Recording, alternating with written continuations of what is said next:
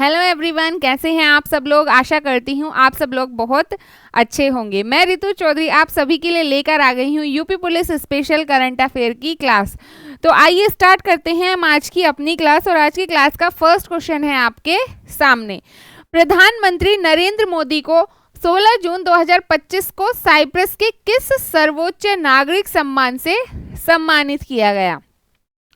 First option है order of honour, second grand cross of the order of Makarios third, and third option है order of freedom, fourth option है grand collar of merit. तो जिस सम्मान से सम्मानित किया गया है वो है आपका option B, grand cross of the order of Makarios third. अब ये जो सम्मान दिया गया वो दिया गया है मोदी जी को 16 जून 2025 को। और दिया किसने है? साइप्रस के राष्ट्रपति निकोस क्रिस्टोडुलाइडस ने। किसने दिया है? साइप्रस के राष्ट्रपति ने दिया है। और ये दिया किस लिए जाता है?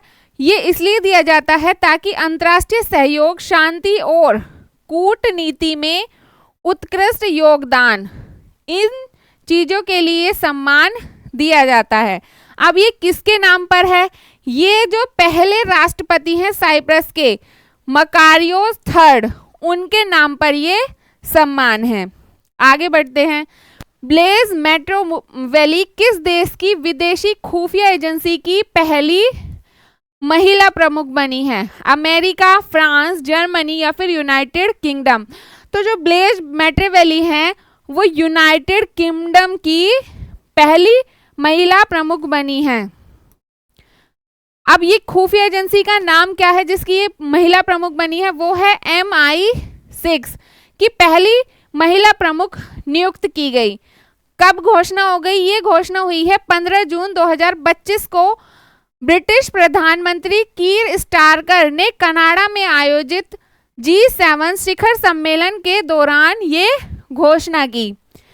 MI6 के 116 वर्षों के इतिहास में एक ऐतिहासिक नियुक्ति है जो खुफिया तंत्र में लैंगिक समानता और नेतृत्व में विविधता की दिशा में एक बड़ा कदम माना जा रहा है। Next question.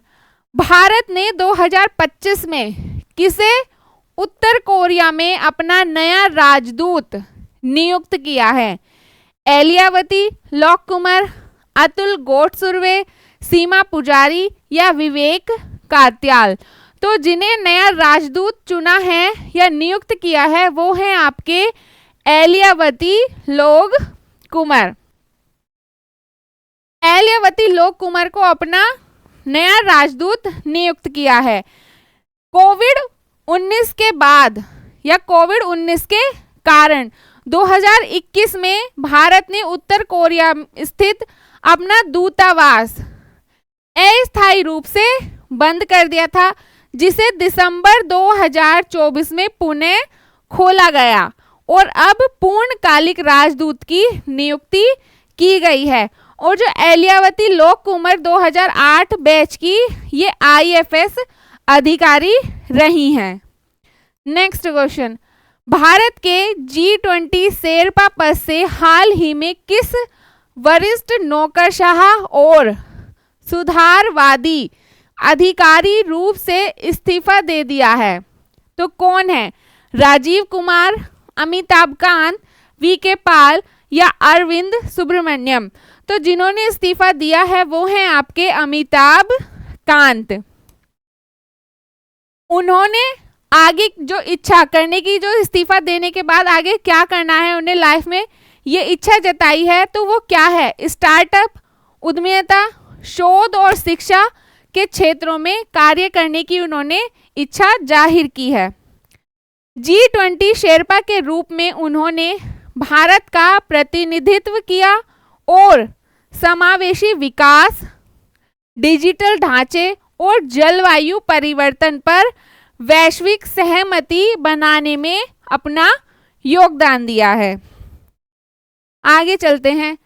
मेटा ने भारत में नया मैनेजिंग डायरेक्टर यानी कि MD और प्रमुख किसे नियुक्त किया है? संध्या देवनाथन, शिवनाथ ठुकराल, निखिल रंजन या अरुण श्रीनिवास। तो जिसे नियुक्त किया है न्यू एमडी वो हैं आपके अरुण श्रीनिवास। मेटा ने अरुण श्रीनिवास को 1 जुलाई 2025 से भारत का नया मैनेजिंग डायरेक्टर और प्रमुख नियुक्त किया है। किसके स्थान पर आए हैं ये, मतलब इनसे पहले कौन था, तो इनसे पहले थे शिवनाथ ठुकराल। ठीक है, अब जो श्रीनिवास हैं उन्होंने जो एक्सपीरियंस है अपनी लाइफ में, क्या एक्सपीरियंस है ताकि वो इस पोस्ट पर आए हैं, तो वो IIM कोलकाता से प्रबंधन में यानी कि मैनेजमेंट में डिग्री और 30 वर्षों से अधिक का विपणन, ये विपणन यहाँ यानी कि मार्केटिंग व बिक्री यानी सेल्स का अनुभव है। उन्हें मैनेजमेंट, मार्केटिंग और सेल्स का 30 वर्षों से ज़्यादा का अनुभव है।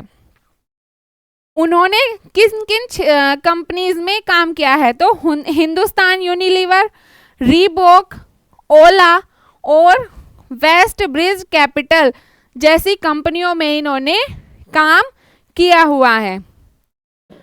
नेक्स्ट है आपका फीफा क्लब विश्व कप 2025 का फाइनल किस स्टेडियम में आयोजित होगा? Lumen field, Mercedes Benz stadium, MetLife stadium New Jersey या फिर रोज बाउल। तो जिस स्टेडियम में ये आयोजित होगा वो है आपका option C, MetLife stadium New Jersey. कहाँ है ये है आपका संयुक्त राज्य अमेरिका में पहली बार आयोजित हो रहा है, जिसमें 32 टीमों के विस्तारित प्रारूप में आयोजित हो रहा है और जो राष्ट्रीय टीमों के विश्व कप के समान होगा और 2026 वर्ल्ड कप की तैयारियों का परीक्षण भी है। पहले यह टूर्नामेंट 7 टीमों में, पहले कितनी टीमों तक सीमित था, ये 7 टीमों तक सीमित था, लेकिन अब इसमें 63 मैच होंगे और यह लगभग 4 सप्ताह यानी कि 4 वीक तक चलेगा। और कितने शहरों में होगा? 11 शहरों में ये होने वाला है, जिसमें जो टीमें हैं वो 8 ग्रुप में बांटी गई हैं। जो टीम है यहाँ वो 8 ग्रुप में बांटी गई हैं और हर ग्रुप से 2 शीर्ष टीम अंतिम 16 में पहुंचेंगी।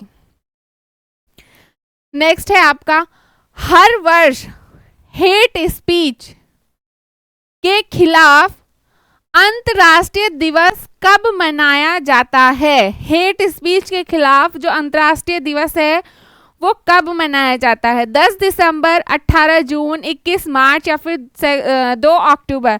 तो ये मनाया जाता है आपका 18 जून को। हेट दिवस को आप हिंदी में घृणास्पद भाषण भी कहते हैं। ठीक है, अब क्या उद्देश्य है इसे मनाने का?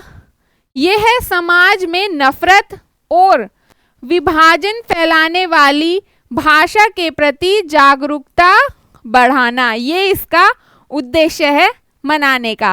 अब जो इसकी 2025 की थीम रही, 2025 की जो थीम है वो क्या है? वो है बहुहितधारक दृष्टिकोण के माध्यम से घृणा फैलाने वाले भाषण के खिलाफ कानूनी और गैर कानूनी उपायों को बढ़ाना। ये इसकी 2025 की थीम रही है, जिसे आपको याद रखना है। Last but not least, ultimate table tennis UTT 2025 का खिताब किस टीम ने जीता है?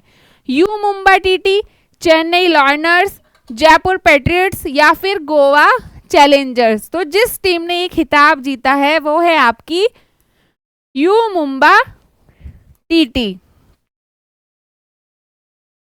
यू मुंबा टीटी ने अल्टीमेट टेबल टेनिस 2025 का खिताब जीतकर सीजन 6, कौन सा सीजन है? 6 का समापन शानदार तरीके से किया।